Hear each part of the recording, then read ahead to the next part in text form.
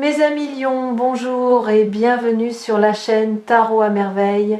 Pour votre tirage général, ceux qui me découvrent, soyez les bienvenus.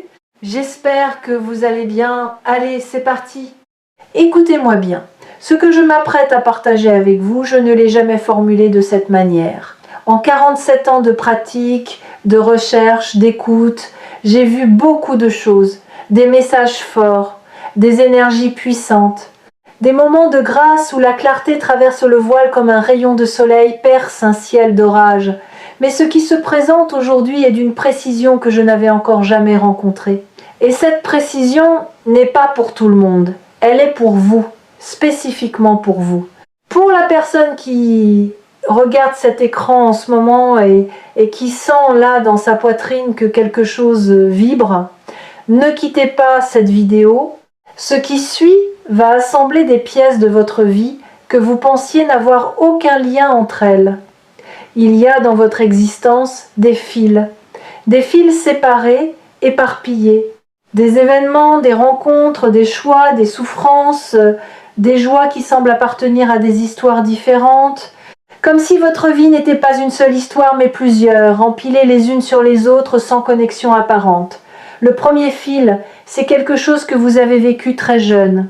Un moment fondateur que vous minimisez peu, être aujourd'hui parce qu'il semble petit vu de l'extérieur, mais qui a laissé en vous une empreinte profonde. Le deuxième fil, c'est une relation qui a marqué votre vie adulte, pas nécessairement une relation amoureuse, peut être un mentor, un ami, un membre de votre famille, quelqu'un qui vous a appris quelque chose d'essentiel, souvent sans le vouloir, parfois en vous blessant. Le troisième fil, c'est ce que vous vivez en ce moment, ce que vous traversez depuis quelques semaines, ce sentiment diffus que quelque chose se prépare, que les pièces bougent sur l'échiquier, que le vent tourne. Ces trois fils, vous les avez toujours vus séparément. Aujourd'hui, pour la première fois, vous allez voir comment ils se rejoignent. Et ce point de convergence va éclairer votre chemin d'une manière qui rend tout le reste soudainement lisible. Commençons par le premier fil. Ce moment de votre enfance. Je ne connais pas les détails de votre histoire, mais je sais ceci. Il y a eu un moment dans vos premières années où vous avez compris quelque chose que vous n'auriez pas dû comprendre si tôt. Une vérité sur le monde, sur les adultes, sur la nature de la vie, que les autres enfants autour de vous ne voyaient pas. Peut-être que vous avez perçu une injustice que les adultes faisaient semblant de ne pas voir. Peut-être que vous avez ressenti la douleur de quelqu'un qui souriait. Peut-être que vous avez eu une intuition si forte, si précise, que personne ne vous a cru quand vous avez essayé de l'exprimer. Et à ce moment-là, une décision silencieuse s'est prise en vous. Pas une décision consciente, une décision de survie. Vous avez décidé de fermer une porte. La porte de cette perception trop aiguë, trop fine, trop dérangeante pour un monde qui ne voulait pas l'entendre. Cette porte fermée, vous l'avez presque oubliée. Elle fait partie des murs de votre psyché depuis si longtemps que vous ne la distinguez plus. Mais elle est là, et derrière elle, intacte, attend la capacité que vous avez scellée ce jour-là. Votre capacité à voir ce que les autres ne voient pas, à sentir ce qui se cache sous les surfaces, à entendre les mots derrière les mots. Cette capacité n'a pas disparu, elle a hiberné. Et les tremblements que vous sentez depuis quelque temps, ce sont les premiers signes de son réveil. Passons au deuxième fil. Cette relation marquante. Il y a une personne qui a traversé votre vie et qui a laissé une trace disproportionnée par rapport au temps passé ensemble. Peut être que cette personne est encore dans votre vie. Peut être qu'elle en est sortie. Mais son empreinte reste. Et cette empreinte a une forme particulière. Cette personne vous a montré, peut être involontairement, ce que vous ne vouliez pas voir en vous-même, pas vos défauts, vos forces.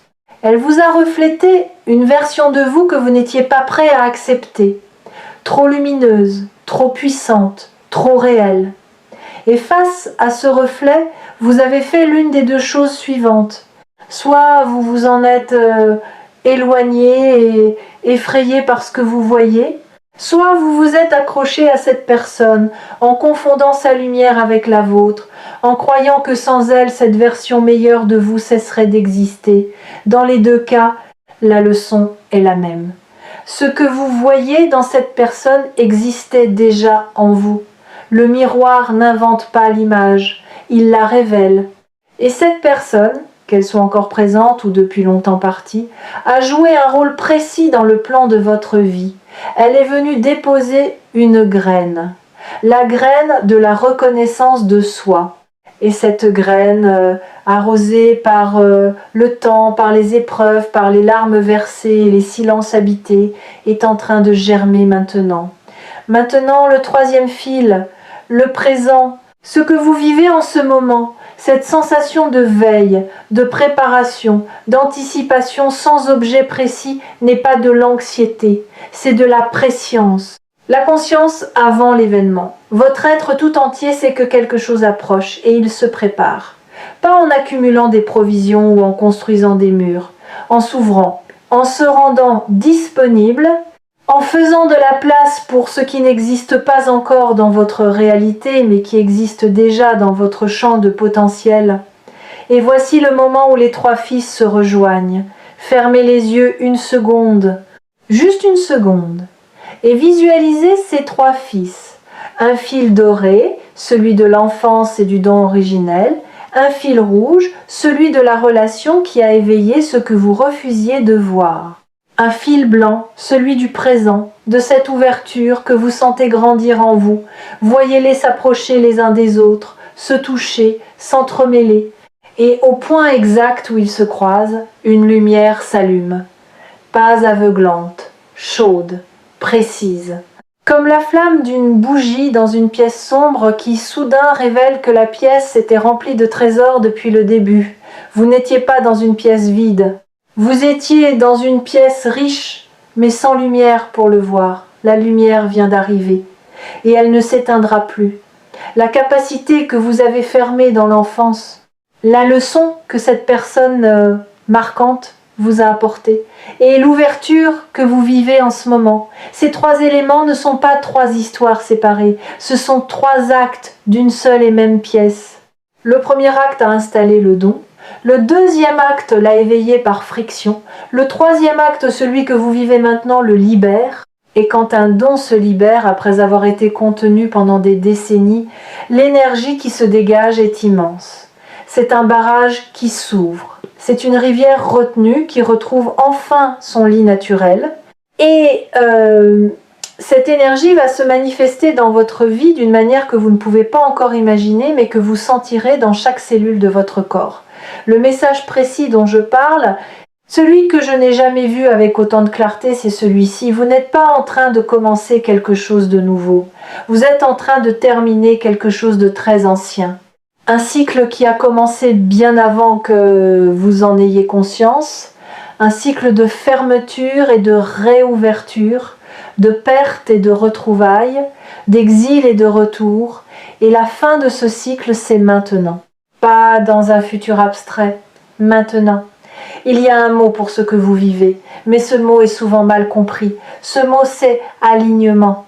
On entend ce terme partout dans les livres, dans les vidéos, dans les conversations sur le bien-être, mais l'alignement véritable n'a rien à voir avec l'image paisible qu'on en donne habituellement. L'alignement véritable est un acte de courage radical. C'est le moment où vous cessez de vivre selon les attentes des autres et commencez à vivre selon votre propre boussole intérieure. Et ce moment est rarement confortable. Il est souvent accompagné de doutes, de solitude et de cette sensation vertigineuse de n'avoir plus de sol sous les pieds. Mais voici ce que le vertige ne vous dit pas. Vous n'êtes pas en train de tomber. Vous êtes en train de voler. Pour la première fois, et ceux qui n'ont jamais volé confondent toujours l'envol avec la chute. Je veux m'arrêter un instant sur cette confusion, parce qu'elle est au cœur de ce que beaucoup d'entre vous traversent. Vous sentez que quelque chose se détache, que des certitudes qui vous portaient depuis longtemps perdent leur solidité, que des repères familiers deviennent flous. Et votre mental interprète ce détachement comme un effondrement. comme si vous perdiez pied, comme si tout ce que vous aviez construit se défaisait.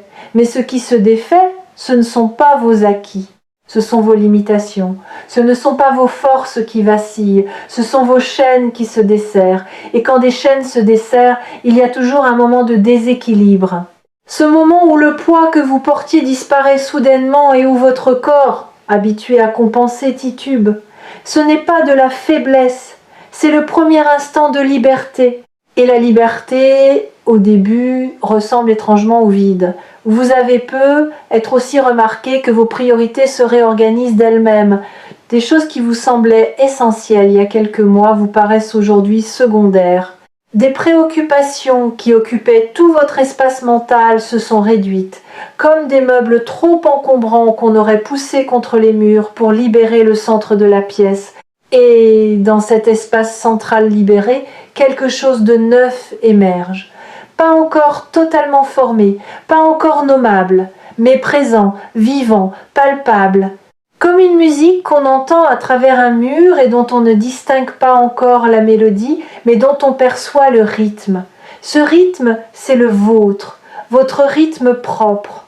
Celui que vous aviez abandonné pour marcher au pas d'une cadence qui n'était pas la vôtre. Quelque chose dans votre environnement va changer, pas parce que l'environnement décide de changer, mais parce que vous, en changeant, allez modifier la manière dont votre environnement réagit à votre présence. Les conversations vont prendre une profondeur nouvelle. Les regards vont durer une fraction de seconde de plus. Les portes que vous poussiez en vain vont commencer à céder, non pas parce qu'elles étaient verrouillées, mais parce que vous ne les poussiez pas avec la bonne énergie. L'énergie de celui qui force est différente de l'énergie de celui qui sait, et vous commencez à savoir. Ce savoir n'est pas intellectuel. Vous ne pourriez pas le mettre dans un livre ou l'enseigner dans une salle de classe. C'est un savoir corporel, cellulaire, le genre de savoir qui vous fait prendre une décision en 3 secondes là où vous auriez hésité pendant des mois, qui vous fait dire une phrase exacte au moment exact sans l'avoir préparée, sans même comprendre pourquoi ces mots-là sont sortis de votre bouche, qui vous fait sentir avec une certitude absolue que telle direction est la bonne. Même quand toute la logique du monde vous dit le contraire, ce savoir c'est votre don, celui que vous avez fermé enfant, celui que cette personne a effleuré sans le savoir. Celui qui se déploie maintenant avec une clarté sans précédent.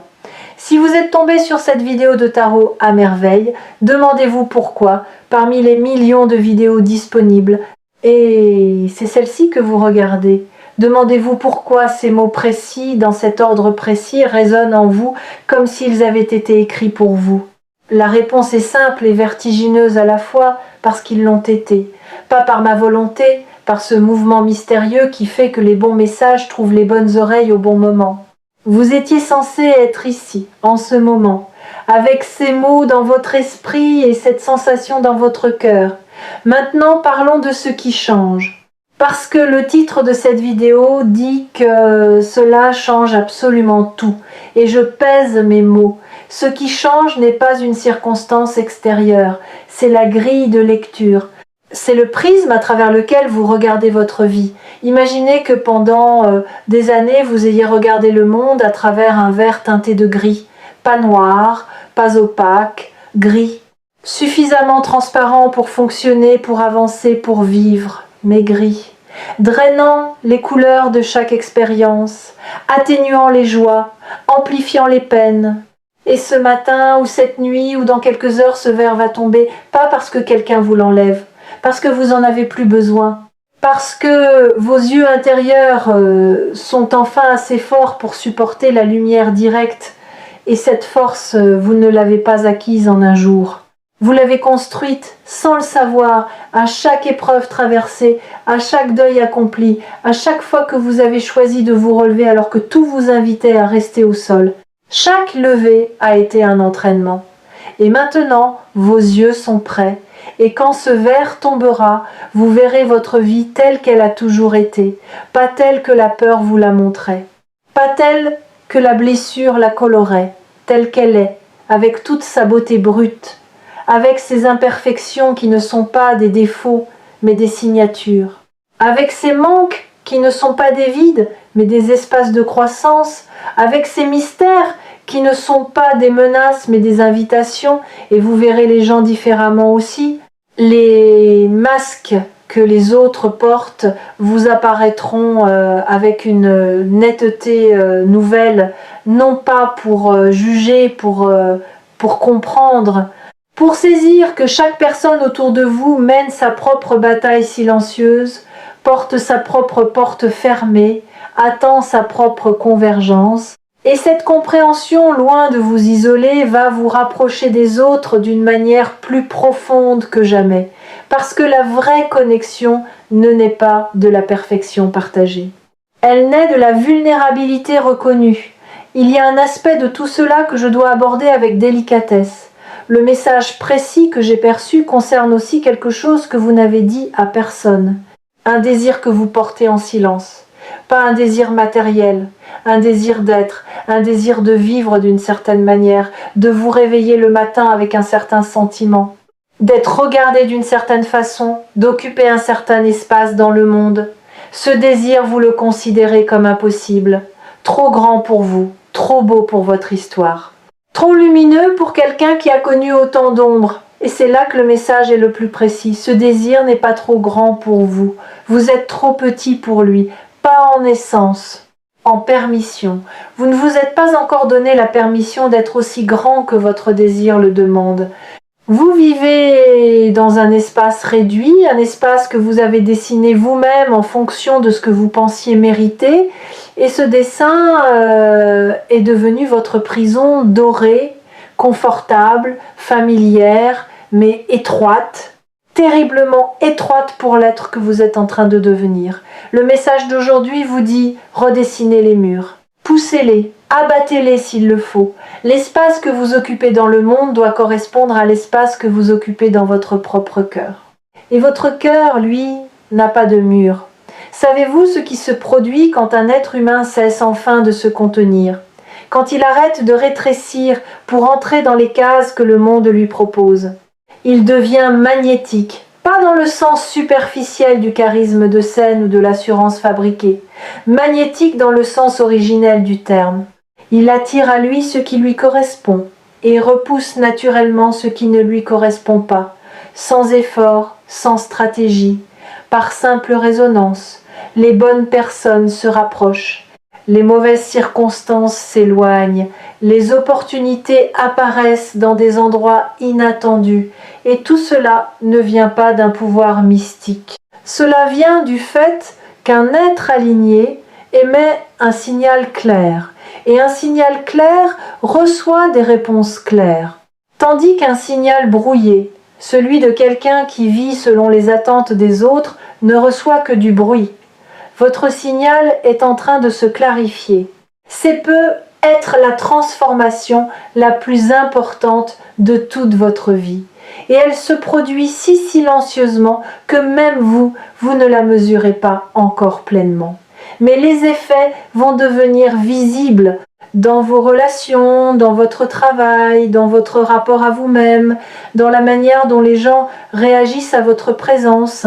Vous allez remarquer des changements subtils, des sourires qui durent un peu plus longtemps, des propositions qui arrivent sans que vous les ayez sollicitées, des conversations qui prennent spontanément une profondeur que vous n'aviez pas initiée. Ce sont les premiers échos de votre nouveau signal, les premières réponses à la fréquence que vous émettez désormais. Je veux vous parler de la peur qui va se manifester, parce qu'elle va se manifester pas comme une attaque, comme un test, le dernier test avant le passage. Quand vous êtes sur le point de franchir un seuil important dans votre évolution, la peur se présente sous sa forme la plus sophistiquée. Elle ne vient plus comme une terreur brute. Elle vient déguisée en prudence, en sagesse, en bon sens. Elle vous dit des choses raisonnables, des choses que tout le monde autour de vous approuverait. Attends encore un peu, ce n'est pas le bon moment, tu n'es pas encore prêt, sois réaliste. Et c'est justement parce que ces arguments semblent si raisonnables, qu'ils sont si dangereux, Parce que la raison est parfois l'outil le plus efficace de la peur. Alors comment distinguer la véritable prudence de la peur déguisée? Il y a un test simple. La prudence vous ralentit mais ne vous arrête pas. La peur vous paralyse. La prudence dit « allons-y doucement ». La peur dit « n'y allons pas ». Si ce que vous ressentez face à une décision est un ralentissement, c'est de la sagesse. Si c'est un blocage total, un mur de rationalisation qui s'empile sur lui-même pour justifier l'immobilité, c'est la peur. Et face à la peur, la seule réponse qui fonctionne n'est pas le combat, c'est la traversée. On ne vainc pas la peur en la combattant, on la dépasse en marchant à travers elle. Et de l'autre côté, toujours, se trouve exactement ce que la peur essayait de vous empêcher de rejoindre. Ce qui se passe dans votre vie en ce moment est le résultat de 47 ans de pratique concentrés en un seul point de clarté, et ce que cette clarté révèle est limpide. Les fidèles de tarot à merveille savent reconnaître les moments où un message les traverse plutôt que de simplement les effleurer. Et ce message-ci traverse, il va profond, il touche des couches que vous protégiez depuis longtemps. Laissez-le faire son travail. Il y a quelque chose que je veux que vous fassiez après cette vidéo. Pas un rituel compliqué. Pas une méditation de 2 heures. Quelque chose de simple mais de profondément significatif. Trouvez un moment de silence. 5 minutes. Peut être ce soir. Peut être demain matin avant que le monde ne se réveille. Et dans ce silence, posez-vous une seule question. Pas à votre mental, à votre cœur. La question est celle-ci. Si je n'avais peur de rien, qu'est-ce que je ferais dès demain? Ne cherchez pas la réponse, laissez-la venir. Elle viendra peu, être sous forme de mots, d'images, de sensations, peu, être pas pendant le silence lui-même, mais après, sous la douche, en conduisant, en pleine conversation avec quelqu'un. Elle surgira au moment où vous ne l'attendrez plus, et quand elle surgira, vous la reconnaîtrez immédiatement. Pas parce qu'elle sera spectaculaire, mais parce qu'elle sera vraie, d'une vérité qui ne nécessite aucune justification, qui se suffit à elle-même, qui tient debout sans argumentation. Cette réponse est le prochain pas le grand plan, pas la stratégie sur 10 ans. Le prochain pas, un seul. Et ce seul pas, posé avec conscience et courage, contient en lui tous les pas qui suivront. Comme un gland contient un chêne entier. Comme un premier mot contient un livre entier. Le potentiel total de votre transformation est concentré dans ce geste unique que vous ferez quand la réponse vous aura trouvé. Les 3 fils de votre vie, celui de l'enfance, celui de la relation marquante, celui du présent, sont maintenant tressés. Ils forment une corde solide, une corde qui ne vous tire pas vers le haut par la force, une corde qui vous soutient pendant que vous grimpez, à votre rythme, avec vos mains, avec votre souffle, avec la dignité de celui qui sait que l'ascension lui appartient.